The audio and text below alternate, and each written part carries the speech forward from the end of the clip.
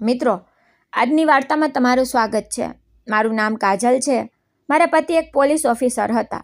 College પૂરી થયાના થોડા સમય બાદ જ મારી માતાએ મારા લગ્ન કરાવી દીધા હતા. મારા પતિનું નામ રાહુલ હતું. તે ખૂબ જ સારા, સાચા અને ઈમાનદાર પોલીસ ઓફિસર હતા. મારા પિતાજી આ દુનિયામાં નહોતા, બસ મારી માતા જ હતી. હું લગ્ન કરીને બીજા શહેરમાં રહેવા ગઈ હતી અને રાહુલની નોકરી એવી હતી કે તે તેમને માંડરજ રજા મળતી હતી. એટલા માટે હું પણ મારી માને ખૂબ ઓછી મળી શકતી હતી. જોતજોતામાં આખું એક વર્ષ નીકળી ગયું અને હું મારી મા પાસે ન જઈ શકી. એક દિવસ માનો ફોન આવ્યો. તેમનો અવાજ સાંભળતા જ મને લાગ્યું કે જાણે તે ખૂબ જ ઉદાસ છે. તેમણે કહ્યું, બેટા, જો હવે પણ તું મને મળવા નહીં આવે તો હું તારી સાથે વાત નહીં કરું. મને તારી ખૂબ યાદ આવી રહી છે. હું ક્યારની તારી રાહ જોઈ રહી છું. તું દર વખતે કહી દે છે કે પછી આવીશ, પરંતુ એ પછી ક્યારેય આવતું જ નથી. જો આ વખતે પણ ન આવી તો ક્યાંક એવું ન બને કે પછી તને ફક્ત તારી માની યાદ જ રહી જાય. તેમની આ વાત સાંભળીને મારી આંખોમાં આંસુ આવી ગયા. મેં કહ્યું, માં, એવી વાતો ન કર. હું રાહુલ સાથે વાત કરું છું અને 1-2 દિવસમાં જ તમારી પાસે આવી જાઉં છું. ત્યારબાદ મેં રાહુલ સાથે વાત કરી. તેમણે મારી વાત ધ્યાનથી સાંભળી અને એક પણ ક્ષણનો વિચાર કર્યા વગર બોલ્યા કે માથી મોટું કોઈ નથી હોતું. હું રજા લઈ લઉં છું. આપણે બંને સાથે જઈશું. તેમની આ વાત સાંભળીને મને ખૂબ ખુશી થઈ. 2 દિવસ પછી અમે બંને માના ઘરે પહોંચી ગયા. માએ જેવો દરવાજો ખોલ્યો કે તે મને જોઈને રડી પડ્યા. તેમણે મને ગળે લગાવી દીધી અને ઘણીવાર સુધી કંઈ બોલ્યા જ નહીં. બસ મારું માથું પંપાળતા રહ્યા. પછી રાહુલને પણ ખૂબ પ્રેમથી અંદર બોલાવ્યા. તેમણે પોતાના હાથે અમારા માટે જમવાનું બનાવ્યું. અમારી પસંદની દરેક વસ્તુ બનાવી અને વારંવાર પૂછતા રહ્યા કે જમવાનું બરાબર બન્યું છે ને? તમે બંને ખુશ તો છો ને?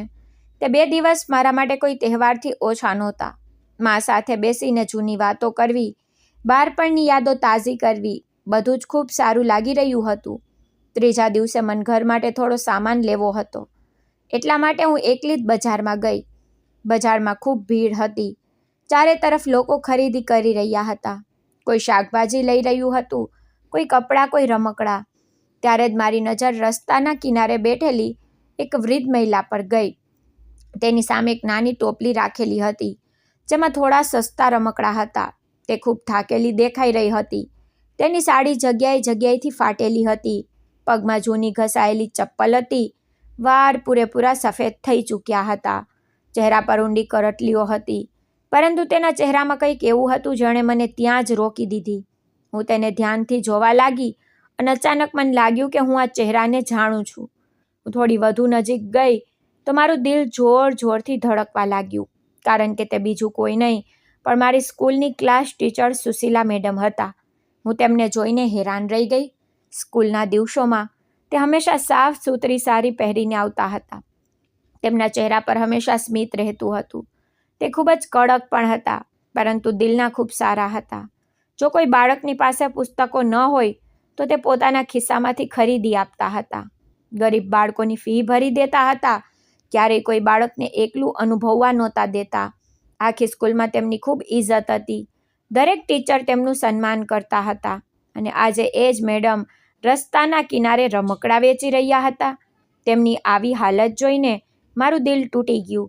હું તેમની પાસે જવાની જ હતી, પરંતુ ત્યારે જ તેમણે માથું ઝુકાવીને બીજી તરફ જોઈ લીધું, જાણે તે કોઈની સાથે નજર મિલાવા ન માંગતા હોય.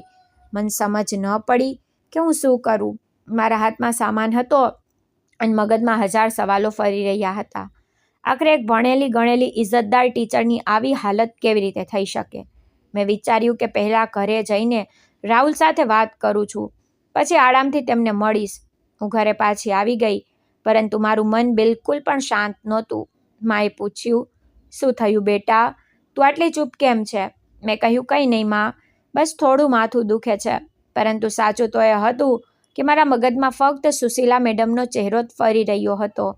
રાત્રે જ્યારે રાહુલે જોયું કે હું ખૂબ ઉદાસ છું તો તેમણે પૂછ્યું કે શું વાત છે. ત્યારે મેં તેમને આખી ઘટના જણાવી કે કેવી રીતે મેં બજારમાં મારી ક્લાસ ટીચરને જોયા અને તેમની હાલત જોઈને હું આશ્ચર્યચકિત થઈ ગઈ. રાહુલે મારી વાત ખૂબ ધ્યાનથી સાંભળી. પછી બોલ્યા, શું તને પૂરો વિશ્વાસ છે કે તે તારા એ જ ક્લાસ ટીચર હતા? મેં કહ્યું કે હા, મને પૂરો વિશ્વાસ છે. હું તેમને ક્યારેય ભૂલી શકું નહીં. તેમણે મને ફક્ત ભણાવી જ નહોતી, પરંતુ હંમેશા સાચો રસ્તો બતાવ્યો હતો. જો આજે હું ભણેલી ગણેલું છું તો તેમાં તેમનો ખૂબ મોટો હાથ છે. રાહુલ થોડીવાર વિચારતા રહ્યા, પછી બોલ્યા, જો એવું હોય તો તારે તેમને જરૂર મળવું જોઈએ. બની શકે કે તે કોઈ મોટી મુશ્કેલીમાં હોય અને તેમને કોઈ પોતાનાની જરૂર હોય. તું કાલે સવારે જઈને તેમની સાથે વાત કર. આરામથી પૂછ કે આખરે તેમની સાથે થયું શું. જો તેમને કોઈની મદદની જરૂર હશે તો આપણે બંને મળીને તેમની પૂરી મદદ કરીશું. તેમની આ વાત સાંભળીને મારા દિલને થોડી શાંતિ મળી, પરંતુ આખી રાત મને ઊંઘ ન આવી. વારંવાર એ જ વિચારતી રહી કે જે મેડમ ક્યારેક સ્કૂલમાં બધાની મદદ કરતા હતા, આજે તેમને આ હાલતમાં કોણે પહોંચાડી દીધા. આખરે તેમની જિંદગીમાં એવું શું થયું હશે કે તેમને રસ્તા કિનારે બેસીને રમકડાં વેચવા પડી રહ્યા છે? શું તેમનું કોઈ પોતાનું નહોતું? શું તેમના બાળકો નહોતા? શું તેમના સંબંધીઓએ તેમનો સાથ છોડી દીધો હતો? અથવા પછી તેમની સાથે કોઈએ બહુ મોટો દગો કર્યો હતો? આ સવાલનો જવાબ જાણવાની બેચેની મારા અંદર વધતી જ જઈ રહી હતી. સવાર થવાની હું આતુરતાથી રાહ જોઈ રહી હતી. જેવી સવાર થઈ, હું જલ્દીથી તૈયાર થઈને માને કહ્યું કે હું થોડી વારમાં આવું છું. માએ પૂછ્યું, ક્યાં જઈ રહી છે?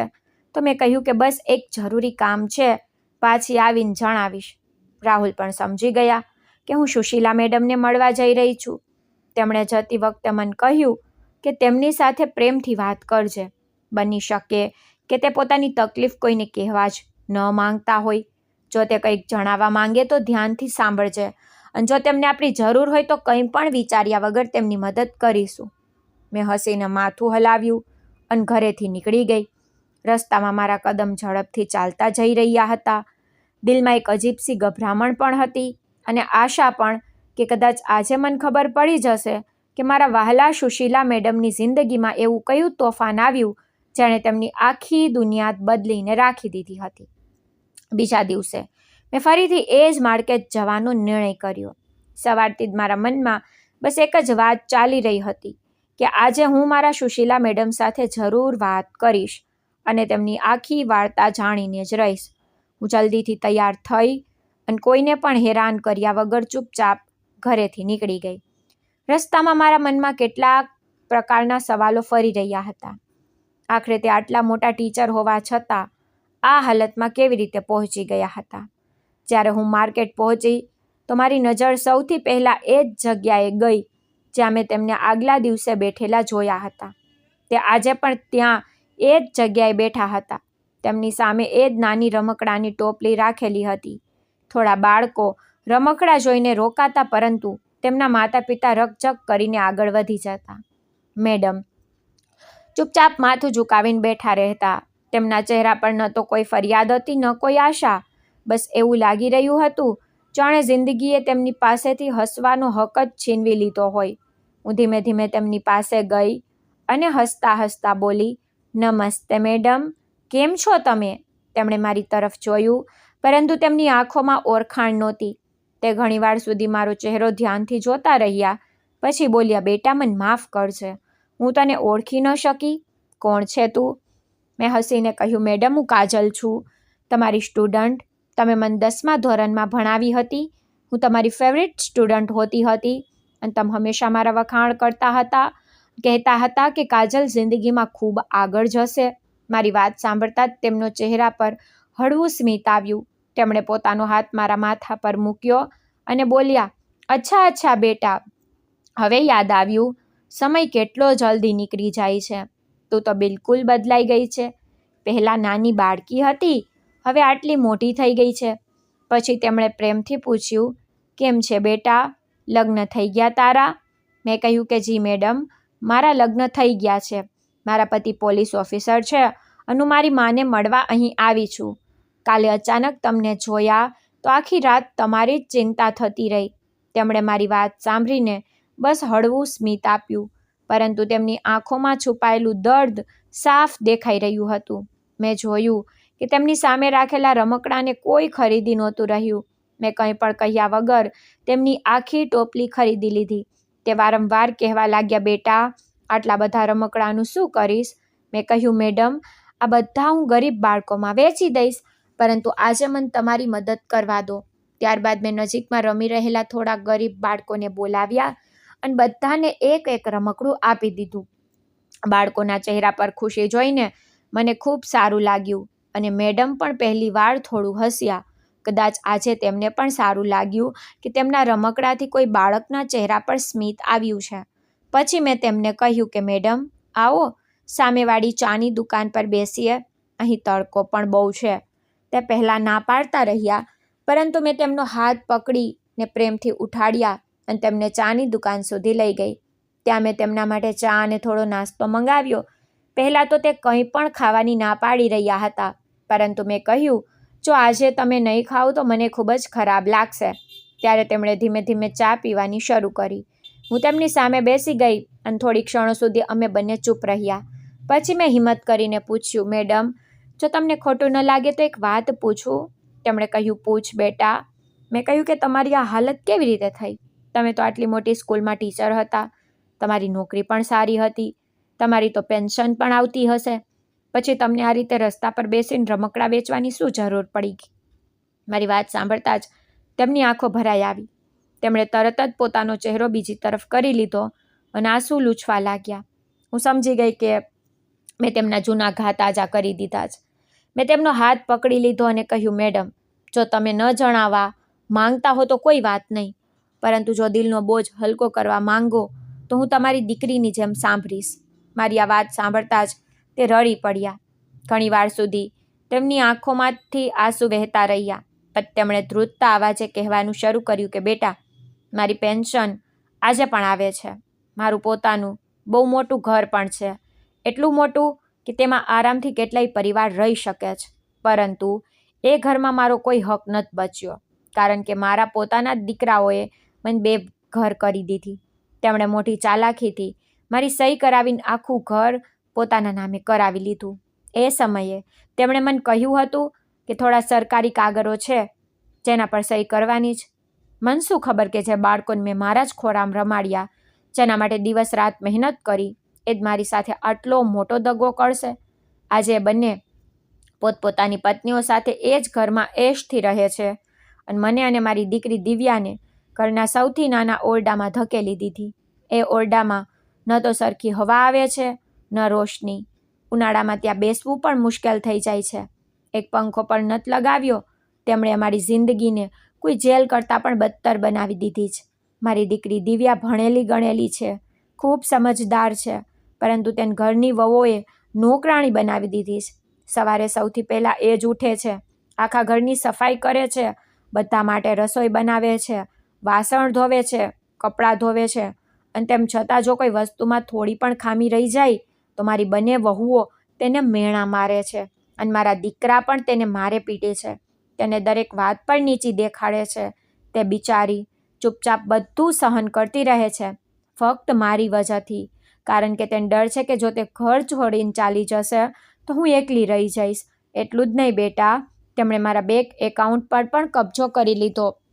મારી સહી જબરદસ્તી કરાવીને એટીએમ કાર્ડ પોતાની પાસે રાખી લીધું. દર મહિને જે પેન્શન આવે છે તે પોતે જ ઉપાડી લે છે. મારા હાથમાં એક રૂપિયો પણ નથી આપતા. જો ક્યારેય મારે દવા ખરીદવી હોય તો પણ 10 વાર હાથ ફેલાવવો પડે છે અને બદલામાં 100 વાતો તો સાંભળવી પડે છે. એક દિવસ મેં તેમને કહ્યું કે બેટા, મને થોડા પૈસા આપી દો, દવા પૂરી થઈ ગઈ છે. તો તેમણે હસીને કહ્યું, માં, તમને પૈસાની શું જરૂર છે? તમે તો ઘરમાં બેસીને આરામ કરો છો.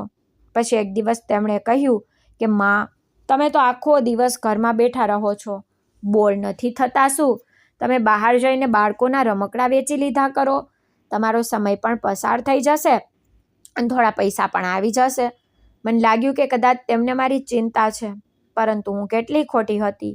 હું રોજ સવારે રમકડાની ટોપલી લઈને બજાર આવું છું, આખો દિવસ તડકામાં બેસું છું, જે થોડા ઘણા પૈસા મળે છે સાંજે તે પણ મારી પાસેથી છીનવી લે છે. જો ક્યારેય 10-20 રૂપિયા પોતાની પાસે રાખવાની કોશિશ કરું તો મને ચોર કહે છે અને ખૂબ જ ખરાબ સંભળાવે છે. કેટલી વાર તો જમવાનું પણ નથી આપતા. બેટા, હું માં છું એટલે આજે પણ તેમને બદદુઆ નથી આપી શકતી. બસ એ જ વિચારતી રહું છું કે આખરે મારા ઉછેરમાં એવી કઈ ખામી રહી ગઈ કે મારા પોતાના દીકરા આટલા પથ્થરદિલ બની ગયા. તેમની વાતો સાંભળીને મારી તો આંખોમાંથી પણ આંસુ વહેવા લાગ્યા. મારું દિલ ભરાઈ આવ્યું. હું વિચારી પણ નહોતી શકતી કે જે બાળકો માટે એક માં પોતાની આખી જિંદગી મહેનત કરે એ જ બાળકો માટે થઈને તેની સાથે આવો વ્યવહાર કરશે.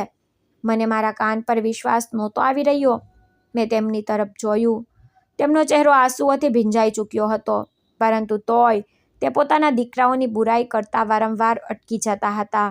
જાણે આજે પણ તેમના દિલમાં માવાળો પ્રેમ જીવતો હતો. હું મારી જાતને રોકી ન શકી અને તેમની હથેળી મારા હાથમાં લઈને બોલી, મેડમ, હવે તમે એકલા નથી. હું તમારી દીકરી જેવી છું અને મારા પતિ એક ઈમાનદાર પોલીસ ઓફિસર છે. હું વચન આપું છું કે તમારી સાથે જે પણ ખોટું થયું છે તેનો હિસાબ જરૂર થશે. હવે કોઈ પણ તમને અને દિવ્યા દીદીને આ રીતે તકલીફ નહીં આપે. મારી વાત સાંભળીને તેમણે મારી તરફ જોયું.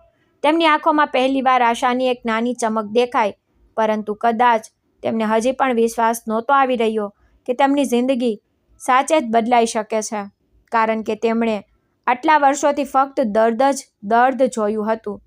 પછી મેં સુશીલા મેડમને કહ્યું, મેડમ, હવે તમારે વધારે ડરવાની કોઈ જરૂર નથી. આજથી તમે મારી સાથે ચાલો, મારા ઘરમાં રહો. હું તમને આ હાલતમાં બિલકુલ ન છોડી શકું અને હું વચન આપું છું કે તમારા દીકરાઓને તેમના કર્યાની સજા જરૂર અપાવીશ. મારી વાત સાંભળીને તેમણે તરત જ માથું હલાવ્યું અને બોલ્યા કે ના બેટા, હું તારી સાથે ન આવી શકું. મારી બહુ મોટી મજબૂરી છે. તું નથી જાણતી, જો હું અહીંથી ચાલી ગઈ કે મેં પોલીસમાં ફરિયાદ કરી દીધી તો મારા દીકરા મારી દીકરી દિવ્યાને જીવતી નહીં છોડે. તેમણે મને સાફ ધમકી આપી છે કે જો મેં મારી પેન્શન જાતે લેવાની કોશિશ કરી, જો મેં કોઈને ઘરની સચ્ચાઈ જણાવી અથવા ક્યાંય ભાગવાની કોશિશ કરી તો સૌથી પહેલાં તે દિવ્યાને મારી નાખશે. બેટા, હું મારી દીકરીને મળતી નથી જોઈ શકતી. તે મારી છેલ્લી આશા છે. હું તેના માટે જ આજ સુધી બધું સહન કરી રહી છું. મેં તેમને સમજાવવાની કોશિશ કરી, પરંતુ તે તો સતત રડતા રહ્યા અને વારંવાર એ જ કહેતા રહ્યા કે મારા દીકરા હવે દીકરા નથી રહ્યા. તે ફક્ત પૈસાના ભૂખ્યા માણસ છે. તેમને કોઈ સંબંધની કોઈ કિંમત નથી. તે પોતાની સગી નાની બહેનને પણ મારી નાખવાની ધમકી આપી શકે છે, તો કોઈ બીજાની સાથે શું કરશે? હું સમજી ગઈ કે મેડમ સાચે જ બહુ ડરેલા છે. મેં તેમનો હાથ પકડીને કહ્યું કે ઠીક છે મેડમ, અત્યારે તમે મારી સાથે ન ચાલો, પરંતુ એક વાત યાદ રાખો કે હવે તમે એકલા નથી. હું અને રાહુલ તમારી સાથે છીએ અને આપણે વિચાર્યા વગર કોઈ પગલું નહીં ઉઠાવીએ જેનાથી દિવ્યા દીદીને ખતરો થાય. તમે બસ હિંમત રાખો. મેં મારા પર્સમાંથી થોડા પૈસા કાઢ્યા અને તેમની તરફ લંબાવ્યા.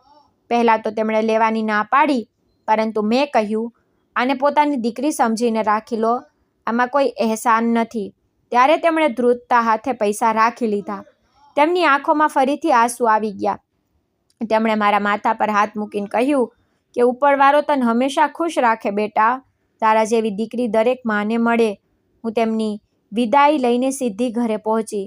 રાહુલ મારી રાહ જોઈ રહ્યા હતા. તેમણે મારા ચહેરાની હાલત જોઈને સમજી લીધું કે વાત ખૂબ ગંભીર છે. તેમણે મને પાણી આપ્યું અને આરામથી બેસાડીને પૂરી વાત પૂછી.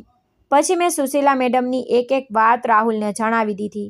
કેવી રીતે તેમના દીકરાઓએ ઘર પોતાના નામે કરી લીધું, કેવી રીતે તેમની પેન્શન પર કબજો કરી લીધો અને કેવી રીતે દિવ્યા દીદીને નોકરાણી બનાવીને રાખેલી છે અને કેવી રીતે બંને મા દીકરીને ધમકીઓ આપવામાં આવે છે કે જો કોઈને કંઈ પણ કહ્યું તો જાનથી મારી નાખશે. મારી વાત સાંભળતા રાહુલની મુઠ્ઠીઓ ભીસાઈ ગઈ. તેમની આંખોમાં ગુસ્સો સાફ દેખાઈ રહ્યો હતો, પરંતુ તેમણે પોતાની જાતને શાંત રાખી, કારણ કે તે જાણતા હતા કે ફક્ત ગુસ્સાથી કંઈ નહીં થાય. તેમણે એક ઊંડો શ્વાસ લઈને કહ્યું, કાજલ, આવા લોકોને કાયદો જ સબક શીખડાવશે, પરંતુ કાયદો ત્યારે જ મજબૂત થાય છે જ્યારે આપણી પાસે પુરાવા હોય. જો પુરાવા વગર આપણે સીધા તેમના ઘરે પહોંચી ગયા તો તે બધી ખોટી વાતો બતાવી દેશે અને દિવ્યા પણ ડરના લીધે કંઈ નહીં બોલી શકે. એટલા માટે આપણે પહેલાં તેમના વિરુદ્ધ પાકા પુરાવા ભેગા કરવા પડશે. ત્યારે જ તેમને એવી સજા મળશે કે તે જિંદગીભર યાદ રાખશે. મેં કહ્યું, રાહુલ, જે પણ કરવું હોય તે જલ્દી કરો. મારાથી એ બંને મા દીકરીની હાલત બિલકુલ પણ જોવી નથી જઈ રહી. રાહુલે કહ્યું, ચિંતા ના કર, હું બધું વિચારી ચૂક્યો છું. પણ તેમણે પોતાના એક ભરોસાપાત્ર ઓળખીતા દ્વારા એક સમજદાર અને હિંમતવાન મહિલાને બોલાવી. થોડીવાર પછી એ સ્ત્રી અમારા ઘરે આવી. રાહુલે તને પૂરી વાત સમજાવી અને કહ્યું કે તારે એક નાનું એવું કામ કરવું પડશે, પણ ખૂબ જ સમજદારીથી કરવું પડશે. તારે વાસણ વેચવાવાળી ગરીબ સ્ત્રી બનીને સુશીલા મેડમના ઘરે જવાનું છે. ત્યાં જઈને જોવાનું છે કે ઘરનો માહોલ કેવો છે, દિવ્યા સાથે કેવો વ્યવહાર થાય છે, અને જો મોકો મળે તો જેટલું થઈ શકે એટલું બધું પોતાની આંખોથી જોજે. એ સ્ત્રીએ ડર્યા વગર હા પાડી દીધી. રાહુલે તેને થોડા પૈસા આપ્યા અને જરૂરી વાતો સમજાવી. પછી તેને પોતાના સારા કપડાં બદલી નાખ્યા. તેણે જૂની ફાટેલી સાડી પહેરી લીધી, વાળ વિખેરી નાખ્યા, ચહેરા પર થોડી ધૂળ માટી લગાવી લીધી અને માથા પર જૂના વાસણોનો ટોપલો મૂકી દીધો. હવે તેને જોઈને કોઈ પણ એ જ સમજ કે તે ખૂબ જ ગરીબ અને લાચાર વાસણ વેચવાવાળી સ્ત્રી છે. બીજા જ દિવસે તે સુશીલા મેડમના ઘરે પહોંચી ગઈ. ઘર બહારથી ખૂબ જ મોટું અને શાનદાર દેખાતું હતું. ઊંચો ગેટ, મોટી બાલ્કની, મોંઘી ગાડીઓ, બધું જોઈને કોઈ પણ એવું જ વિચારત કે આ ઘરમાં રહેવાવાળા લોકો ખૂબ ખુશ હશે. પરંતુ સચ્ચાઈ તો બિલકુલ અલગ હતી. તેને દરવાજો ખખડાવ્યો. થોડીવાર પછી ઘરનો દરવાજો ખુલ્યો. સામે સુશીલા મેડમની બંને વહુઓ ઊભી હતી. બંને મોંઘા કપડાં પહેરેલા હતા, પરંતુ તેમના ચહેરા પર ઘમંડ સાફ દેખાઈ રહ્યો હતો. જેવું તેમણે ગરીબ સ્ત્રીને જોઈ, તેમાંથી એકે મોં બગાડીને કહ્યું, અરે અહીં શું કરવા આવી ગઈ તું? અમારે તારા જૂના નકામા વાસણ નથી જોતા. ચાલ નીકળ અહીંથી. બીજી વહુ પણ હસતા હસતા બોલી, ખબર નહીં ક્યાંથી ચાલી આવે છે લોકો, સવારમાં અમારો મૂડ ખરાબ કરવા. તે સ્ત્રી ખૂબ માસૂમ બનીને બોલી, બહેનજી, જો વાસણ નથી લેવા તો ન લો, પણ સવારથી કંઈ ખાધું નથી, ભૂખ બહુ લાગી છે. જો થોડું ખાવાનું મળી જાય તો ઉપરવાળો તમારું ભલું કરશે. તેની વાત સાંભળીને બંને વહુઓ એકબીજાની સામે જોઈને હસવા લાગી. પછી મોટીએ જોરથી અવાજ લગાવ્યો, દિવ્યા, ઓ દિવ્યા, ક્યાં મરી ગઈ? જલ્દી અહીં આવ. ત્યારે જ અંદરથી એક દુબળી પાતળી છોકરી ડરતી બહાર આવી. તેના ચહેરા પર ઉદાસી સાફ દેખાઈ રહી હતી. આંખોની નીચે કાળા કુંડાળા હતા. જાણે કેટલી રાતોથી ઠીકથી ઊંઘી જ ન હોય. મોટી વહુએ ગુસ્સામાં કહ્યું, જા કિચનમાં. કાલ રાતનું જે બચેલું વાસી ખાવાનું પડ્યું છે એ જ ઉઠાવીને સ્ત્રીને આપી દે, જેથી તે અહીંથી ચાલતી થાય. દિવ્યાએ ધીમેથી જી ભાભી કહ્યું અને કંઈ પણ બોલ્યા વગર કિચનમાં ચાલી ગઈ. થોડીવાર પછી તે એક જૂની પ્લેટમાં રાતનું ખાવાનું લઈને આવી. તેણે ખૂબ જ પ્રેમથી તે ખાવાનું એ સ્ત્રીની સામે મૂકી દીધું. તેના ચહેરા પર સાફ દેખાઈ રહ્યું હતું કે તેને ગરીબ સ્ત્રી પર દયા આવી રહી છે, પરંતુ તે પોતે એટલી મજબૂર હતી કે કંઈ કરી શકે તેમ નહોતી. તે સ્ત્રી ત્યાં જ બેસીને ધીમે ધીમે ખાવાનું ખાવા લાગી, પરંતુ તેની નજર ઘરના દરેક ખૂણા પર હતી. તે બધું ધ્યાનથી જોઈ રહી હતી. ત્યારે જ નાની વહુએ ઊંચા અવાજે કહ્યું, દિવ્યા, જા, મારા માટે પાણી લઈને આવ, મને બહુ તરસ લાગી છે. દિવ્યા તરત જ દોડીને ગઈ અને પાણીનો ગ્લાસ લઈને આવી, પરંતુ તેના હાથ ડરના લીધે ધ્રુજી રહ્યા હતા. જેવો તેણે ગ્લાસ આગળ વધાર્યો, તેનો હાથ લપસી ગયો અને આખું પાણી નીચે ઢોળાઈ ગયું. બસ પછી શું હતું? નાની વહુ લાલ ચોર થઈ ગઈ. તેને એક પળ પણ વિચાર્યા વગર દિવ્યાના વાળ પકડી લીધા અને જોરથી એક થપ્પડ તેના ચહેરા પર મારી દીધી. દિવ્યા દર્દના લીધે ચીસ પણ ન પાડી શકી. બસ ચૂપચાપ આંખોમાં આંસુ લઈને ઊભી રહી. મોટી વહુ પણ તેને વઢવા લાગી. આંધળી થઈ ગઈ છે કે શું? એક ગ્લાસ પાણી પર ઠીકથી પકડી નથી શકતી? ખબર નહીં કઈ મનુષ્ય ઘડી આ ઘરમાં પેદા થઈ. બંને સતત તેને અપમાનિત કરતી રહી અને દિવ્યા માથું નમાવીને બધું સહન કરતી રહી. તે ગરીબ સ્ત્રીનું દિલ આ બધું જોઈને કાપી ઉઠ્યું, પરંતુ તે જાણતી હતી કે જો તેને વચ્ચે કંઈક કહ્યું તો તેનો ભેદ પણ ખુલી જશે. એટલા માટે તે ચૂપ રહી. થોડીવાર પછી તેને બહાનું બનાવ્યું કે તેને પાણી પીવું છે. ધીમે ધીમે ઘરની અંદરની તરફ વધી. ત્યારે જ તેની નજર ઘરના પાછળના ભાગમાં બનેલા એક નાના એવા રૂમ પર ગઈ. તે રૂમ બાકીના આખા આલીશાન ઘર કરતાં બિલકુલ અલગ હતો. દિવાલોનું પ્લાસ્ટર ઉખડી ગયેલું હતું. છત પરથી ઝાડા લટકી રહ્યા હતા. બારી પણ તૂટેલી અને અંદર પંખો ન હતો કે ન ઢંગનો ખાટલો. બસ એક જૂની ગાદી અને થોડા વાસણો રાખેલા હતા. તે જોઈને વિશ્વાસ કરવો મુશ્કેલ હતો કે આટલા મોટા ઘરમાં કોઈ માણસ પણ ત્યાં રહી શકે છે. ત્યારે જ તેણે જોયું કે સુશીલા મેડમ એ જ રૂમની બહાર નીકળ્યા. તેમના હાથમાં જૂની દવાની શીશી હતી અને ચહેરા પર એ જ મજબૂરી. સાફ દેખાઈ રહી હતી. તે સ્ત્રીએ સમજી લીધું કે આ જ રૂમ સુશીલા મેડમ અને દિવ્યાનો છે. જ્યારે આખું મોટું ઘર તેમના દીકરાઓ અને વહુઓના કબજામાં છે. તેણે જેટલું જોવાનું હતું એટલું જોઈ લીધું, પછી ચૂપચાપ ત્યાંથી નીકળી ગઈ. પાછા અમારા ઘરે પહોંચતા જ તેણે માથા પરથી ટોપલો ઉતાર્યો અને રાહુલને પૂરી વાત વિસ્તારથી જણાવી દીધી. તેણે જણાવ્યું કે સુશીલા મેડમે જે કંઈ કહ્યું હતું તેનો એક એક શબ્દ સાચો છે. બંને વહુઓ દિવ્યા સાથે નોકરો કરતાં પણ ખરાબ વ્યવહાર કરે છે. બંને દીકરાઓ ક્યાંય દેખાયા નહીં, પણ આખા ઘરમાં એવો માહોલ છે કે મા અને દીકરીની કોઈ ઇજ્જત નથી. તેમનો રૂમ માણસોના રહેવા લાયક પણ નથી. દિવ્યાને નાની અમથી ભૂલ પર પણ મારવામાં અને પીટવામાં આવે છે. આ બધું સાંભળીને મારા આંસુ નીકળી આવ્યા. જ્યારે રાહુલનો ચહેરો તો ગુસ્સાથી લાલ થઈ ગયો, પરંતુ આ વખતે તેમની આંખોમાં માત્ર ગુસ્સો નહોતો, પણ એક મજબૂત નિર્ણય પણ સાફ દેખાઈ રહ્યો હતો. કારણ કે હવે તેમની પાસે પહેલીવાર એ જાલિમ દીકરીઓ વિરુદ્ધ કાર્યવાહી શરૂ કરવા માટેનું એક મજબૂત કારણ અને જરૂરી પુરાવા બન્યા હાજર હતા. બીજા દિવસે હું ફરી સવારે વહેલી ઉઠી અને સીધી સુશીલા મેડમને મળવા ચાલી ગઈ. રસ્તા આખો હું એ જ વિચારી રહી હતી કે હવે આપણે મોડું ન કરવું જોઈએ, કારણ કે જેટલું મોડું થશે એટલો જ ખતરો દિવ્યા દીદી માટે વધતો જશે. જ્યારે હું માર્કેટ પહોંચી તો મેડમ હંમેશની જેમ એ જ જગ્યાએ બેઠા હતા. તેમની સામે ફરી એ જ રમકડાનો ટોપલો રાખેલો હતો, પરંતુ આજે તેમના ચહેરા પર પહેલાં કરતાં પણ વધારે ઉદાસી હતી. જાણે આખી રાત તે ઠીકથી ઊંઘ્યા પણ ન હોય. હું તેમની પાસે જઈને બેસી ગઈ અને ધીમેથી બોલી, નમસ્તે મેડમ, કેમ છો તમે? તેમણે મને જોઈ અને હળવું સ્મિત આપવાની કોશિશ કરી, પરંતુ તેમની આંખોમાં દર્દ સાફ દેખાઈ રહ્યું હતું. મેં સમય બગાડ્યા વિના કહ્યું, મેડમ, આજે તમારે મારી સાથે ચાલવું પડશે. હવે વધારે રાહ જોવી ઠીક નથી. તેમણે તરત જ ગભરાઈને આમ તેમ જોયું. ધીમા અવાજે બોલ્યા, દીકરી, મેં તને કાલે પણ સમજાવી હતી, હું તારી સાથે નહીં આવી શકું. જો મારા દીકરાઓને ખબર પડી ગઈ કે હું ક્યાંક જતી રહી છું તો તે લોકો મારી દીકરી દિવ્યાને જીવતી નહીં છોડે. તે લોકો કોઈ પણ હદ સુધી જઈ શકે છે. હું મારી દીકરીનો જીવ ખતરામાં ન મૂકી શકું. મેં તેમનો હાથ મારા હાથમાં લીધો અને ખૂબ જ પ્રેમથી કહ્યું, મેડમ, જો તમે સાચે જ પોતાની દીકરીને બચાવવા માંગો છો તો આજે તમારે મારી સાથે ચાલવું જ પડશે. હું વિચાર્યા વગર કોઈ કામ નથી કરી રહી. મારા પતિ રાહુલ એક ઈમાનદાર પોલીસ ઓફિસર છે. તેમણે પૂરી તૈયારી કરી લીધી છે. આપણે પુરાવા વગર કોઈ પગલું નથી ભરી રહ્યા અને હવે અમને તમારી જરૂર છે. જો તમે ડરતા રહેશો તો તમારી દીકરાઓ હંમેશા તમને ડરાવીને રાખશે. પરંતુ જો આજે તમે હિંમત બતાવી તો તમારી દીકરી પણ આ નરક જેવી જિંદગીમાંથી બહાર નીકળી શકે છે. મારી વાતો સાંભળીને તે થોડી વાર સુધી ચૂપ રહી. તેમની આંખોમાંથી સતત આંસુ વહી રહ્યા હતા. કદાચ તે પોતાના દિલ અને દિમાગ વચ્ચે લડાઈ લડી રહ્યા હતા. આખરે થોડી વાર પછી તેમણે ઉપરવાળાનું નામ લીધું અને બોલ્યા, દીકરી, ઠીક છે, હું તારી સાથે ચાલું છું. હવે મને તારા પર ભરોસો છે. જો ઉપરવાળાએ તને મોકલી છે તો કદાચ મારી તકદીર બદલવાનો સમય આવી ગયો છે. તેમની આ વાતો સાંભળીને મારા ચહેરા પર સ્મિત આવી ગયું.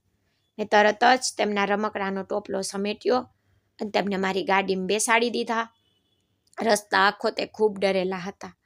વારંવાર પાછળ વળી વળીને જોતા રહ્યા, જાણે તેમને ડર હોય કે ક્યાંક તેમના દીકરાઓ તેમનો પીછો તો નથી કરી રહ્યા. મેં તેમને સમજાવ્યા કે હવે તમારે કોઈ વાતની ચિંતા કરવાની જરૂર નથી.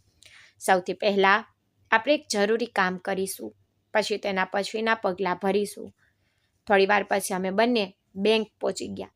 બેંકની અંદર જતી વખતે પણ તેમના હાથ ધ્રુજી રહ્યા હતા. મેં તેમનો હાથ પકડીને તેમને હિંમત આપી. પછી અમે સીધા બેંક મેનેજરની કેબિનમાં ગયા. મેં મેનેજરને કહ્યું કે મારે ખૂબ જ જરૂરી વાત કરવી છે. તેમણે અમને બેસાડ્યા અને પૂરી વાત પૂછી. ત્યારે મેં શરૂઆતથી લઈને અંત સુધીની બધી વાર્તા તેમને જણાવી દીધી કે કેવી રીતે સુશીલા મેડમના દીકરાઓએ દગાથી તેમનું બેંક એકાઉન્ટ પોતાના કબજામાં કરી લીધું છે, કેવી રીતે દર મહિને તેમની પેન્શન ઉપાડી લે છે અને તેમને 1 રૂપિયો પણ નથી આપતા. બેંક મેનેજર આ બધું સાંભળીને હેરાન થઈ ગયા. તેમણે તરત જ સુશીલા મેડમ તરફ જોયું અને પૂછ્યું, મેડમ, શું આ બધું સાચું જ? સુશીલા મેડમની આંખોમાંથી આંસુ નીકળી આવ્યા. તેમણે ધીમેથી કહ્યું, હા બેટા, મારી જિંદગીની આ જ સચ્ચાઈ છે.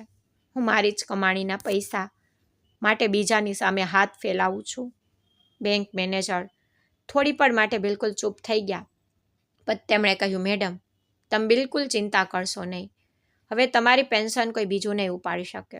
સૌથી પહેલાં આપણે તમારું જૂનું એકાઉન્ટ બંધ કરીશું, પછી નવું એકાઉન્ટ ખોલીશું અને આ વખતે બધી પ્રક્રિયા પૂરી રીતે સુરક્ષિત હશે. તમારી સહી અને તમારી હાજરી વગર કોઈ પણ વ્યક્તિ એ એકાઉન્ટમાંથી ₹1 પણ નહીં ઉપાડી શકે. તેમની વાત સાંભળીને પહેલીવાર સુશીલા મેડમના ચહેરા પર રાહત દેખાઈ, જાણે તેમના દિલ પરથી બહુ મોટો બોજ ઉતરી ગયો હોય. પણ બેંકના કર્મચારીઓએ જરૂરી કાગળની કાર્યવાહી શરૂ કરી. સુશીલા મેડમે પોતાના હાથે બધા ફોર્મ ભર્યા અને જ્યાં જ્યાં જરૂર હતી ત્યાં પોતાની સહી કરી. થોડીવાર પછી તેમનું જૂનું એકાઉન્ટ બંધ કરી દેવામાં આવ્યું. પછી નવું એકાઉન્ટ ખોલી દેવામાં આવ્યું. બેંક મેનેજર તેમને નવી પાસબુક અને બાકીની જરૂરી કાગળો આપ્યા અને હસીને કહ્યું કે હવેથી તમારી પેન્શન સીધી આ જ એકાઉન્ટમાં આવશે અને હવે તમારી પરવાનગી વગર કોઈ આના પર કબજો નહીં કરી શકે. જો ક્યારેય કોઈ તમને મજબૂર કરે કે ધમકી આપે તો તમે તરત જ અમને અથવા પોલીસને જણાવજો. અમે પૂરો સહકાર આપીશું. સુશીલા મેડમે ધ્રુજતા હાથે પાસબુક પકડી અને તેમની આંખોમાંથી ખુશીના આંસુ નીકળી પડ્યા. તેમણે કહ્યું, બેટા, આજે કેટલાય વર્ષો પછી મને એવું લાગી રહ્યું છે કે જાણે મારી પોતાની કમાણી સાચે જ મારી થઈ ગઈ હોય.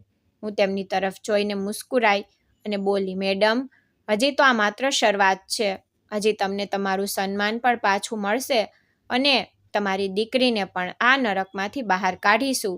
બેંકનું કામ પૂરું થયા પછી હું તેમને મારી સાથે ઘરે લઈ આવી. રસ્તા આખો તે વારંવાર મારો હાથ પકડીને ધન્યવાદ કરતા રહ્યા, પરંતુ હું દર વખતે એ જ કહેતી કે મેડમ, તમે મને ધન્યવાદ ન કહો, તમે મને બાળપણમાં ભણાવે છે. આજે જો હું તમારા માટે કંઈ કરી શકું છું તો આ મારી ફરજ છે. જ્યારે અમે ઘરે પહોંચ્યા તો રાહુલ પહેલાંથી જ અમારી રાહ જોઈ રહ્યો હતો. તેને ખૂબ જ સન્માનથી સુશીલા મેડમનું સ્વાગત કર્યું, તેમને બેસાડ્યા, પાણી આપ્યું અને આરામથી કહ્યું, મેડમ, હવે તમે બિલકુલ ગભરાશો નહીં. અહીં તમે સુરક્ષિત છો. તે પછી સુશીલા મેડમે રાહુલને પોતાની આખી જિંદગીની વાર્તા શરૂઆતથી અંત સુધી સંભળાવી. કેવી રીતે તેમણે પોતાના બંને દીકરાઓને ભણાવ્યા ગણાવ્યા, કેવી રીતે તેમના પિતાના ગુજરી ગયા પછી એકલા મહેનત કરીને તેમને મોટા કર્યા, કઈ રીતે પોતાની બધી ખુશીઓ છોડીને તેમના માટે ઘર બનાવ્યું અને કેવી રીતે એ જ દીકરાઓએ એક દિવસ ચાલાકીથી તેમની સહી કરાવીને આખું ઘર પોતાના નામે કરી લીધું. પછી તેમની પેન્શન છીનવી લીધી અને તેમને તથા દિવ્યાને ઘરના સૌથી ખરાબ રૂમમાં રહેવા માટે મજબૂર કરી દીધા. તેમણે એ પણ જણાવ્યું કે બંને દીકરાઓ દરેક સમયે ધમકી આપે છે કે જો તેમણે ક્યારેય પોલીસમાં ફરિયાદ કરી કે કોઈને કંઈ જણાવ્યું તો સૌથી પહેલાં દિવ્યાને મારી નાખશે. પૂરી વાર્તા સાંભળતી વખતે રાહુલ બિલકુલ શાંત બેસી રહ્યો, પરંતુ હું સારી રીતે જાણતી હતી કે તેમના ચહેરાની શાંતિ પાછળ બહુ મોટો ગુસ્સો છુપાયેલો હતો. જ્યારે સુશીલા મેડમની વાત પૂરી થઈ તો રાહુલે ખૂબ જ ગંભીર અવાજે કહ્યું, મેડમ, હવે બસ બહુ થઈ ગયું. તમારે જેટલું દર્દ સહન કરવાનું હતું એટલું કરી લીધું. હવે એક પણ દિવસ તમને અને તમારી દીકરીને આ નરકમાં નહીં રહેવા દઉં. હું માત્ર તમારો જમાઈ નથી, પણ એક પોલીસ ઓફિસર પણ છું અને કાયદો કોઈને પણ પોતાની મા અને બહેન પર જુલ્મ કરવાની ઇજાઝત નથી આપતો. તમારા દીકરાઓએ જે કર્યું છે તેનો જવાબ તેમણે કાયદાની સામે આપવો પડશે, પરંતુ આપણે કોઈ પણ પગલું ઉતાવળમાં નહીં ભરીએ, જેથી દિવ્યા પૂરી રીતે સુરક્ષિત રહે. આપણી પહેલી જવાબદારી તેને સહી સલામત ત્યાંથી બહાર કાઢવાની છે. તે પછી તમારા દીકરાઓ અને તેમની પત્નીઓ વિરુદ્ધ એવા પુરાવા પેશ કરીશું કે તે કાયદાથી બચી નહીં શકે. હું તમને વાદો કરું છું મેડમ, તમારી દીકરીને હું મારી જવાબદારી સમજીને બચાવીશ અને જેમણે તમારી જિંદગી બરબાદ કરી છે તેમને તેમના દરેક ગુનાની સજા જરૂર મળશે. રાહુલની આ વાતો સાંભળીને સુશીલા મેડમની આંખોમાં પહેલીવાર ડરની જગ્યાએ આશા દેખાઈ. તેમણે બંને હાથ જોડી લીધા, પરંતુ રાહુલે તરત જ તેમનો હાથ પકડી લીધો અને કહ્યું કે ના મેડમ, તમે હાથ ન જોડો. તમે તો આખી જિંદગી બાળકોને ભણાવી ને સમાજને સારા માણસો આપ્યા છે. હવે તમારી મદદ કરવી અમારી ફરજ છે. તમે બસ હિંમત રાખો, કારણ કે હવે તમારી લડાઈ તમે એકલા નહીં લડો. અમે બધા તમારી સાથે છીએ અને આ વખતે જીત સાચાની જ થશે. તે પછી અમે નિર્ણય કર્યો કે હવે સૌથી જરૂરી કામ દિવ્યાને એ નરક જેવા ઘરમાંથી સુરક્ષિત બહાર કાઢવાનું છે, કારણ કે જ્યાં સુધી તે પોતાના ભાઈઓ અને ભાભીઓના કબજામાં રહેશે ત્યાં સુધી સુશીલા મેડમ ક્યારેય ચેનનો શ્વાસ નહીં લઈ શકે અને અમે પણ તેમની વિરુદ્ધ ખુલીને કાર્યવાહી નહીં કરી શકીએ. રાહુલે ખૂબ વિચારી સમજીને એક પ્લાન બનાવ્યો જેથી કોઈને પણ શંકા ન જાય અને દિવ્યા કોઈ પણ ખતરા વગર ત્યાંથી બહાર નીકળી શકે. બીજા જ દિવસે અમે લોકો એ મોહલ્લામાં પહોંચ્યા જ્યાં સુશીલા મેડમનું ઘર હતું, પરંતુ આ વખતે અમે સીધા તેમના ઘરે ન ગયા. પહેલાં અમે આસપાસ રહેવાવાળા લોકો સાથે વાતો કરવાનું શરૂ કર્યું.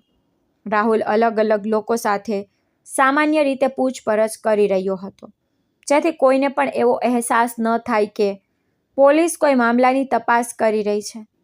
ધીમે ધીમે અમને કેટલાય લોકો સાથે વાત કરવાનો મોકો મળ્યો, પરંતુ મોટાભાગના લોકો ડરના લીધે ખુલીને કંઈ બોલતા નહોતા.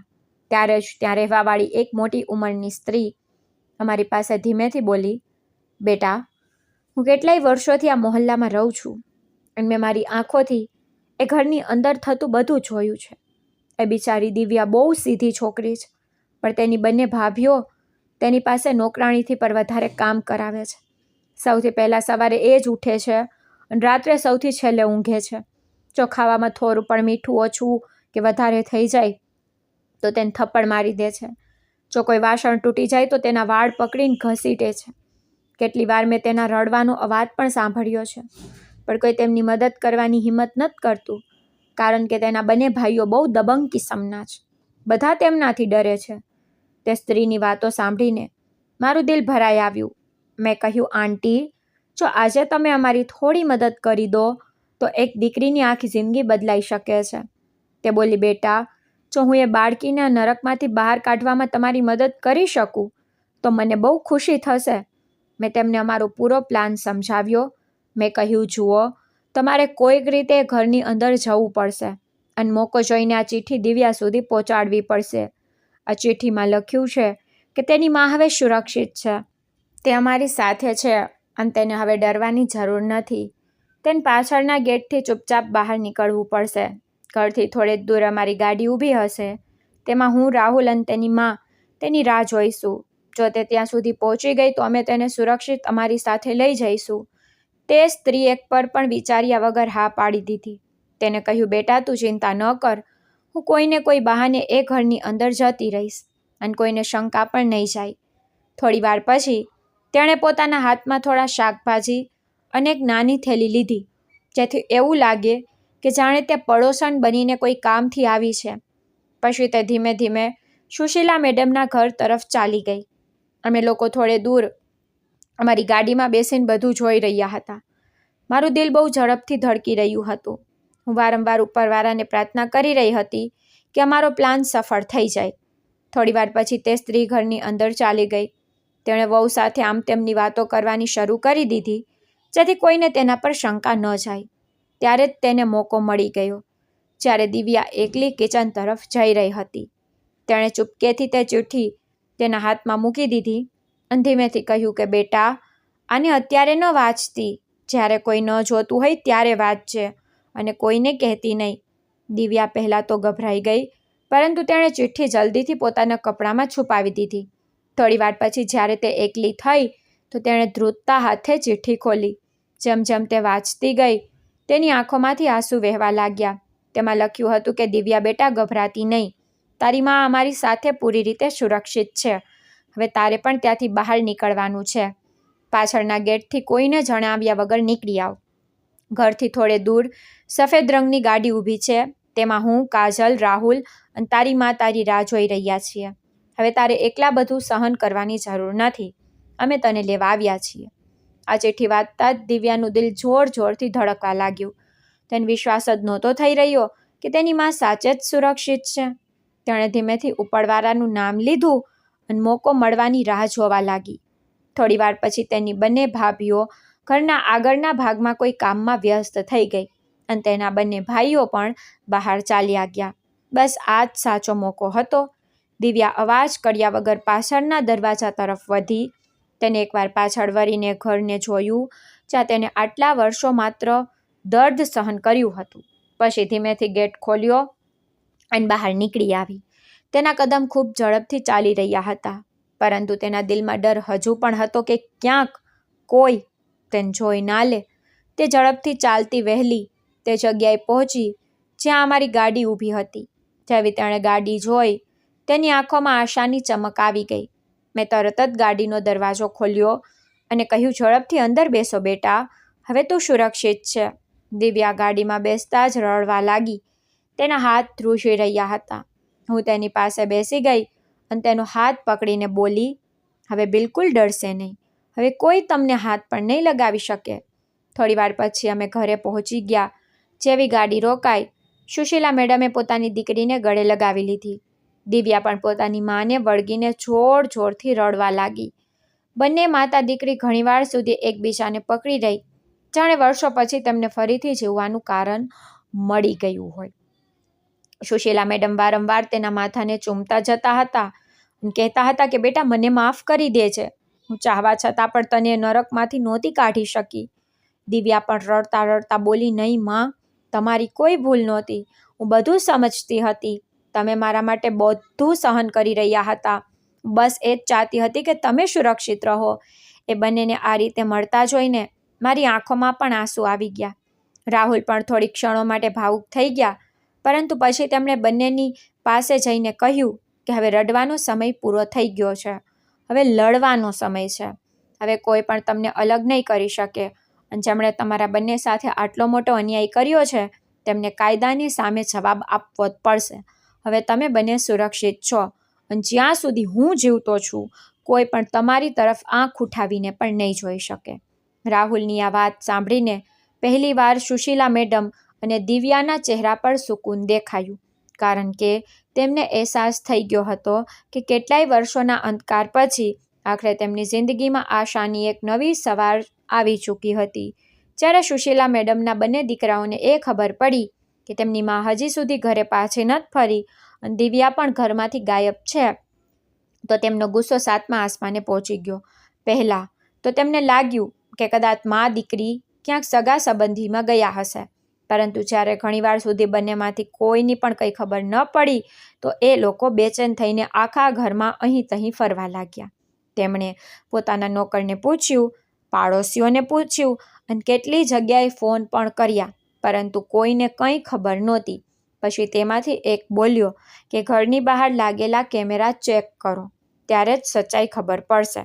બંને તરત જ કેમેરાની રેકોર્ડિંગ જોવા લાગ્યા અને થોડીવાર પછી તેમણે સાફ જોયું કે દિવ્યા ઘરના પાછળવાળા ગેટથી નીકળી રહી છે અને થોડે દૂર ઊભેલી એક ગાડીમાં બેસીને ચાલી જાય છે. આ જોઈને બંનેનો ચહેરો ગુસ્સાથી લાલ થઈ ગયો.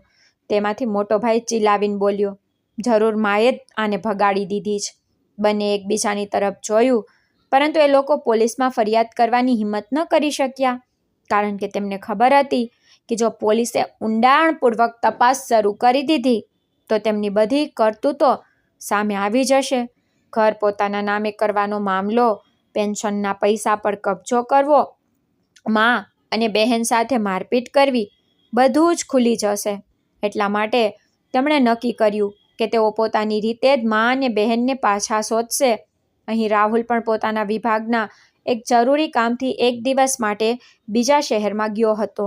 ઘરમાં માત્ર હું, સુશીલા મેડમ અને દિવ્યા હતા. જોકે રાહુલ જતી વખતે અમને સમજાવીને ગયો હતો કે કોઈ પણ અજાણ્યા વ્યક્તિ માટે દરવાજો ન ખોલતા અને જો કોઈ પરેશાની હોય તો તરત ફોન કરજો. એ દિવસે અમે ત્રણેય ઘણો સમય સાથે બેસીને વાતો કરી.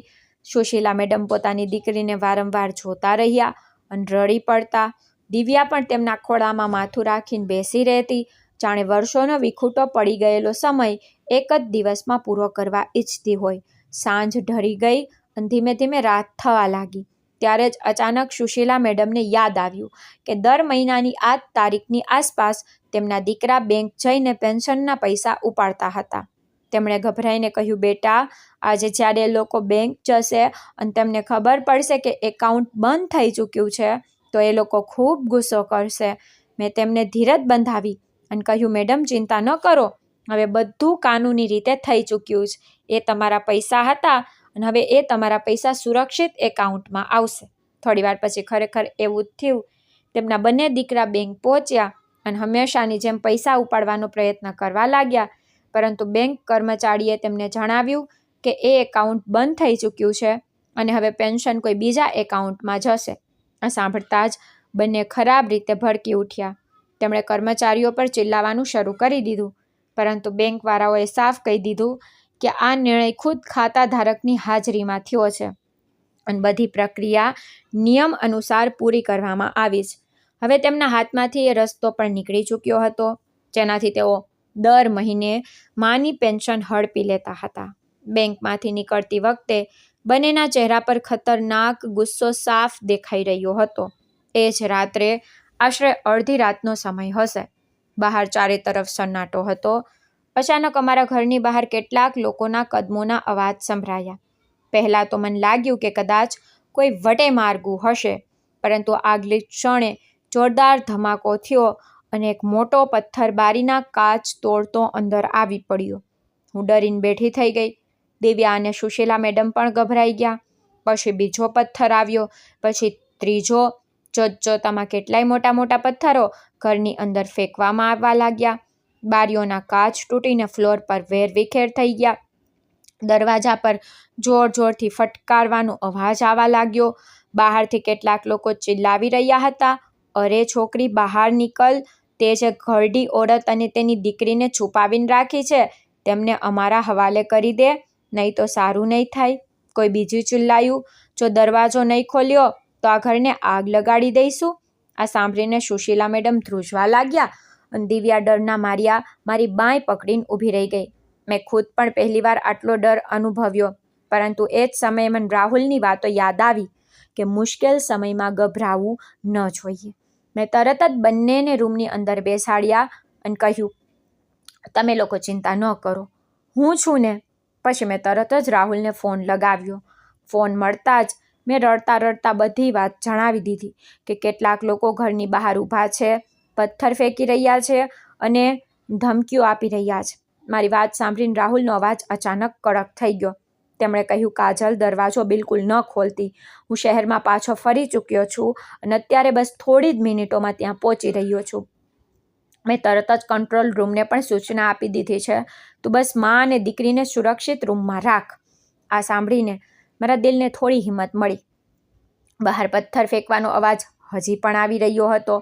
ત્યારે જ દૂરથી પોલીસની ગાડીઓના સાયરન સંભળાવા લાગ્યા.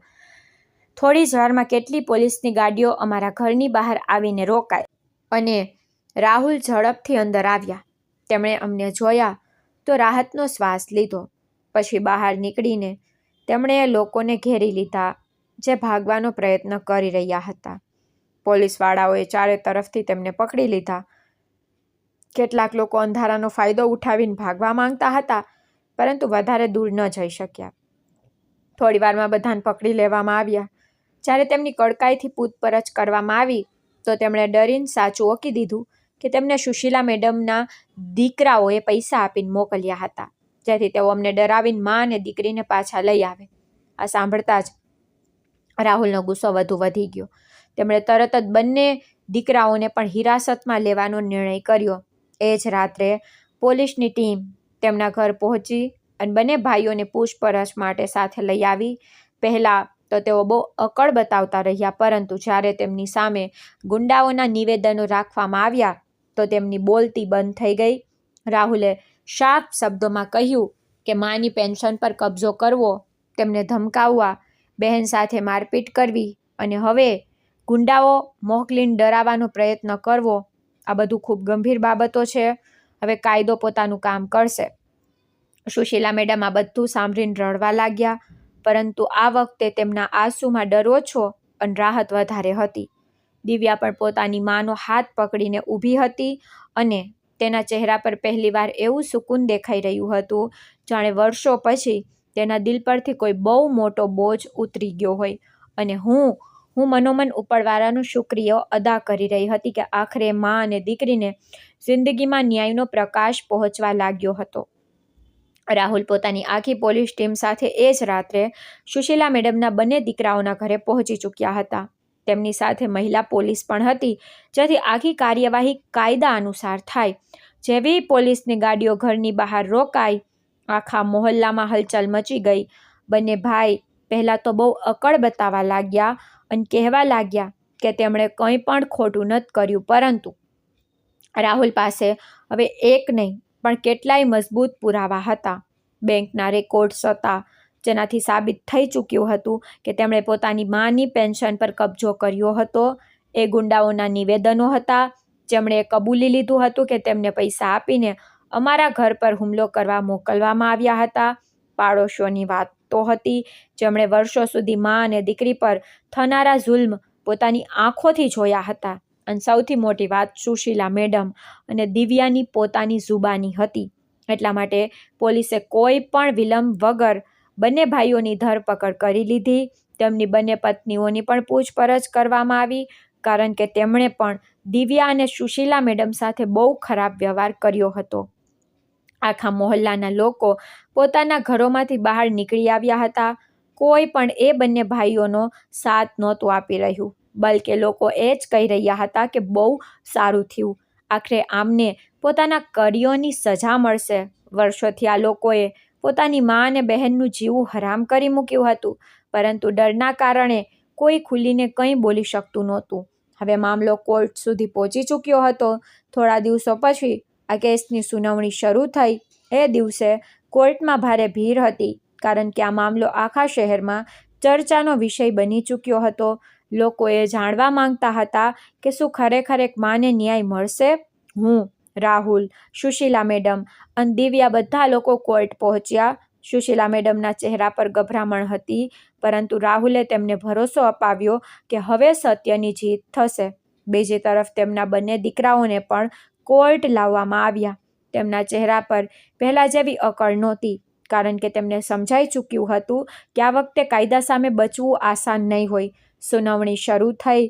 અમારા વકીલે સૌથી પહેલાં જજ સાહેબની સામે આખી ઘટના શરૂઆતથી અંત સુધી જણાવી. તેમણે કહ્યું, માનનીય જજ સાહેબ, આ માત્ર એક સંપત્તિનો મામલો નથી. આ એક માની જિંદગી બરબાદ કરવાનો મામલો છે. આ એ દીકરાઓની કહાની છે, જેમણે પોતાની માને મા નહીં પણ કમાણીનું સાધન સમજ્યા, જેમણે પોતાની સગી બહેનને નોકરાણી બનાવીને રાખી, જેમણે પોતાની માની પેન્શન પર કબજો કરી લીધો, જેમણે દગાથી તેમનું ઘર પોતાના નામે કરાવી લીધું, અને જ્યારે માએ વિરોધ કરવાનો પ્રયત્ન કર્યો તો તેમને જાનથી મારી નાખવાની ધમકી. અમારા વકીલે એક એક પુરાવો કોર્ટની સામે રાખ્યો. પછી તેમણે કહ્યું કે જજ સાહેબ, વિચારો, એક ઘરડી માં જેને આખી જિંદગી મહેનત કરી ને પોતાના બાળકોને મોટા કર્યા, એ જ માં આજે ધગધગતા તડકામાં રમકડાની ટોપલી લઈને બેસવા પર મજબૂર કરી દેવામાં આવી, માત્ર એટલા માટે જેથી તેના દીકરા તેનાથી કમાયેલા પૈસા પણ છીનવી શકે. તેમને સરખી રીતે ખાવાનું પણ નહોતું આપવામાં આવતું. જ્યારે તેમની તબિયત ખરાબ થતી ત્યારે દવા ખરીદવા માટે પણ પૈસા નહોતા આપવામાં આવતા. તેમની પોતાની પેન્શન તેમના હાથ સુધી પહોંચવા ન દેવામાં આવી, અને તેમની દીકરી દિવ્યાને તો આખા ઘરની નોકરાણી બનાવી દેવામાં આવી. સવારથી રાત સુધી કામ કરાવવામાં આવ્યું. નાની નાની વાત પર તેને મારવા પીટવામાં આવી, તેનું અપમાન કરવામાં આવ્યું, અને માને ધમકી આપવામાં આવી કે જો પોલીસ પાસે ગઈ તો દીકરીની લાશ પણ નહીં મળે. કોર્ટમાં પૂરેપૂરો સન્નાટો છવાઈ ગયો. દરેક કોઈ ધ્યાનથી આ બધું જ સાંભળી રહ્યું હતું. પછી અમારા વકીલે બેંકના દસ્તાવેજો રજૂ કર્યા, જેનાથી સાફ સાબિત થઈ ગયું કે સુશીલા મેડમનું જૂનું એકાઉન્ટ બંધ કરાવી ને નવું એકાઉન્ટ ખોલાવવું કેમ જરૂરી હતું, કારણ કે પહેલાંવાળા એકાઉન્ટનું આખું નિયંત્રણ તેમના દીકરાઓના હાથમાં હતું. આના પછી એ ઓરતને જુબાની માટે બોલાવવામાં આવી, જેને રાહુલે વાસણ વેચવાવાળી બનાવી ને તેમના ઘરે મોકલી હતી.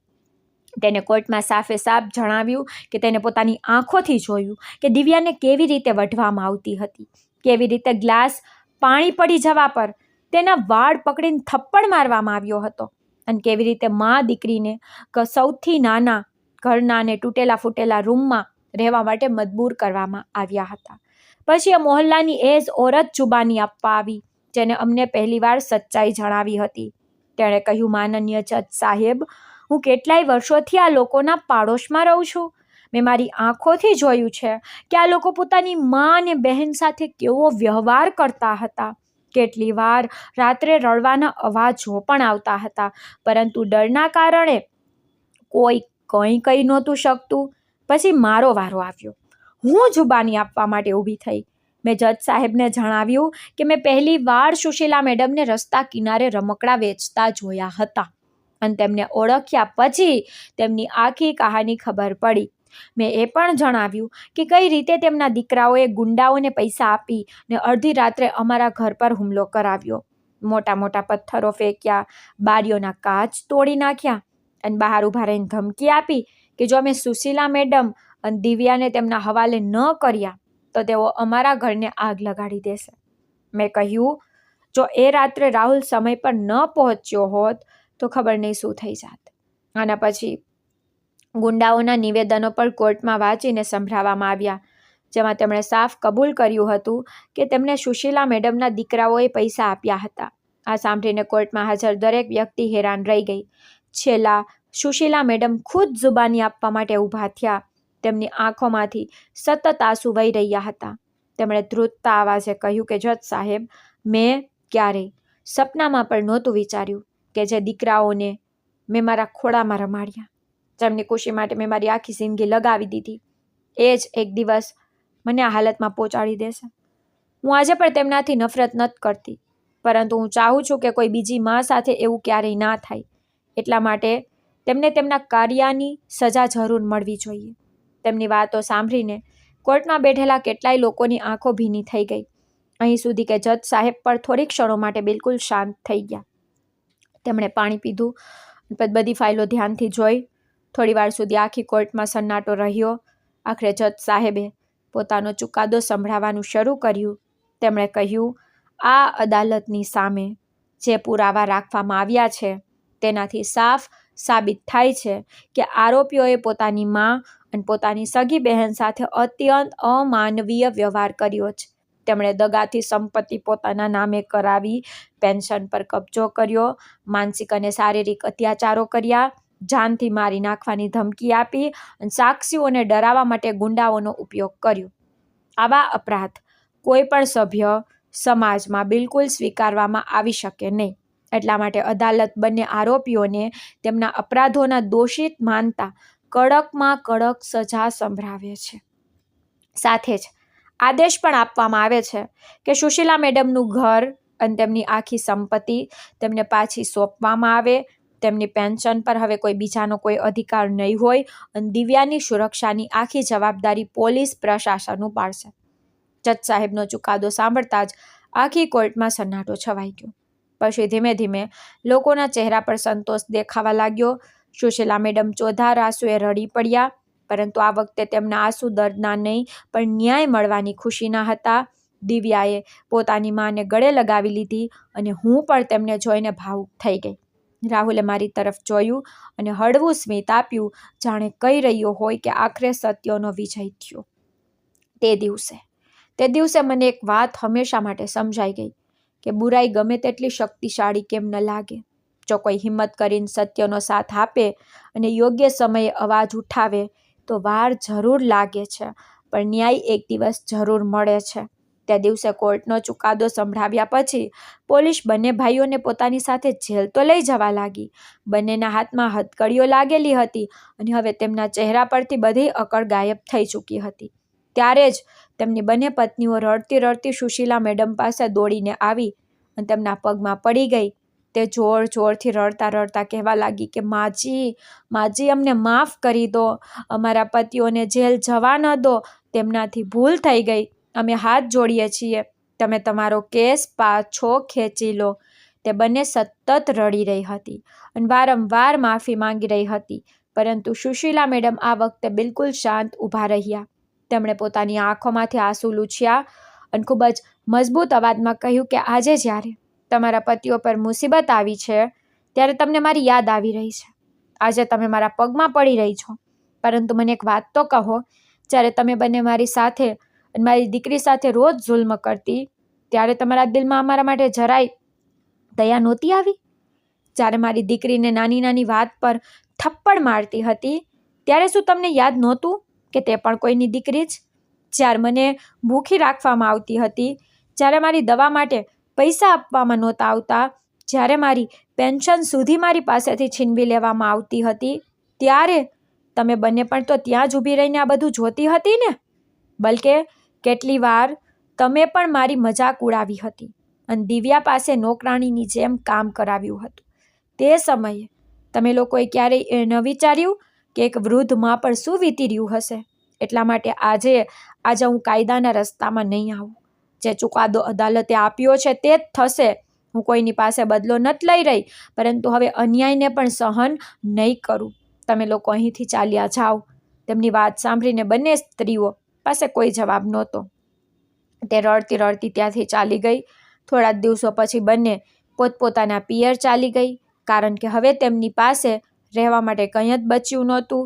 બીજી તરફ સુશીલા મેડમનું ઘર તેમને પાછું મળી ચૂક્યું હતું. તેમનું નવું બેંક એકાઉન્ટ ચાલુ થઈ ગયું હતું અને દર મહિને તેમની પેન્શન સીધી તેમાં જ આવવા લાગી હતી. હવે તેમને કોઈની સામે હાથ ફેલાવવાની જરૂર નહોતી. દિવ્યા પણ હવે ચેનનો શ્વાસ લઈ રહી હતી. તેણે ધીમે ધીમે પોતાના જૂના ડરમાંથી બહાર નીકળવાનું શરૂ કર્યું. ઘરમાં પહેલીવાર શાંતિ હતી. તે નાના એવા તૂટેલા રૂમની જગ્યાએ માં અને દીકરી પૂરા સન્માન સાથે પોતાના જ ઘરમાં રહી હતી. સુશીલા મેડમે સૌથી પહેલાં પોતાના ઘરની સાફ સફાઈ કરાવી. પછી તે રૂમને સરખો કરાવ્યો જેમાં તેમને રહેવા માટે મજબૂર કરવામાં આવ્યા હતા. તેમણે કહ્યું, આ રૂમને હું હંમેશા આવો જ નહીં રહેવા દઉં. આ મને મારા ખરાબ દિવસોની યાદ અપાવે છે, પરંતુ હવે હું આને નવી શરૂઆતની જેમ સજાવીશ. થોડા સમય પછી ઘરનું સમારકામ પણ થઈ ગયું. દિવ્યાએ પણ પોતાની જિંદગી ફરીથી શરૂ કરવાનો નિર્ણય કર્યો. તેને એક સારી નોકરીની તૈયારી શરૂ કરી દીધી અને સાથે જ આસપાસના ગરીબ બાળકોને મફતમાં ભણાવવાનું પણ શરૂ કરી દીધું, કારણ કે તેને પોતાની મા પાસેથી એ જ શીખ્યું હતું કે મુશ્કેલીઓ ગમે તેટલી મોટી હોય, માણસે ભલાઈનો રસ્તો ન છોડવો જોઈએ. એક દિવસ સુશીલા મેડમ અમારા ઘરે આવ્યા. તેમના હાથમાં મીઠાઈનો ડબ્બો હતો.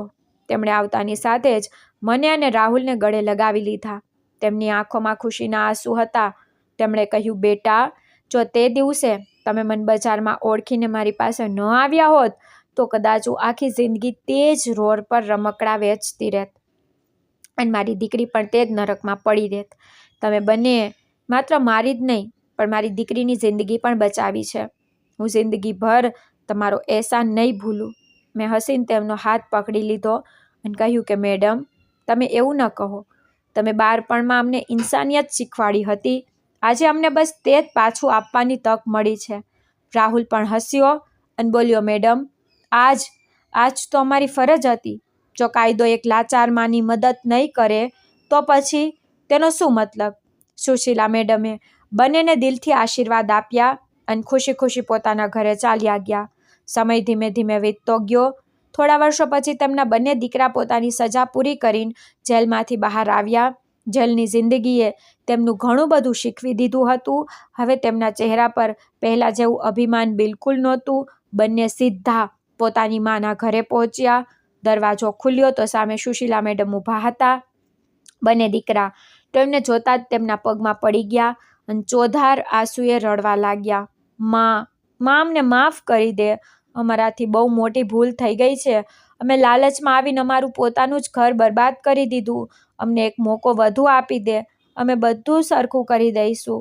સુશીલા મેડમ ઘણીવાર સુધી ચૂપ રહ્યા, પણ તેમણે બંનેને ઉઠાડ્યા અને કહ્યું, માં છું એટલા માટે મારા દિલમાં નફરત વધારે સમય સુધી ન રહી શકે.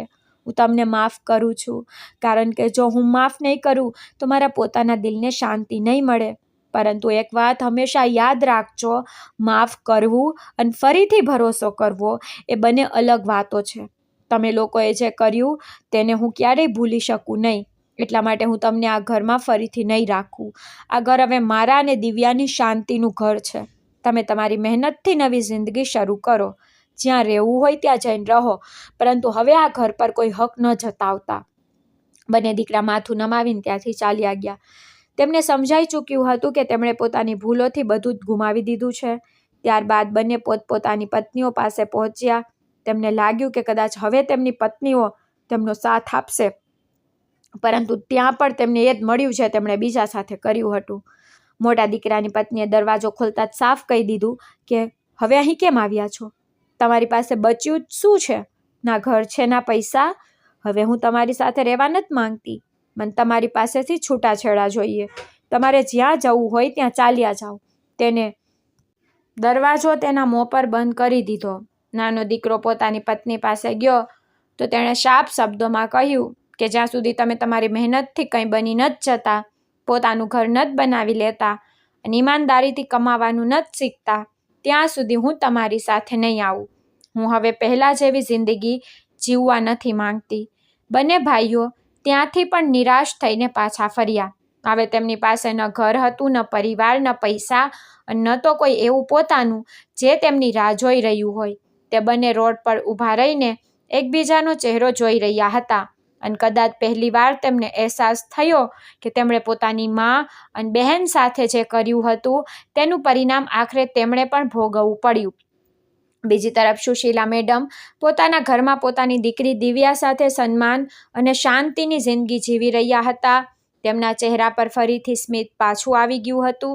દિવ્યા પણ પોતાના પગ પર ઊભી થઈ ચૂકી હતી અને મા દીકરી દરરોજ ઉપરવાળાનો આભાર માનતી હતી કે યોગ્ય સમયે તેમને એવા લોકો મળ્યા જેમણે ડરવાના બદલે સત્યનો સાથ આપ્યો અને તેમને ન્યાય અપાવ્યો.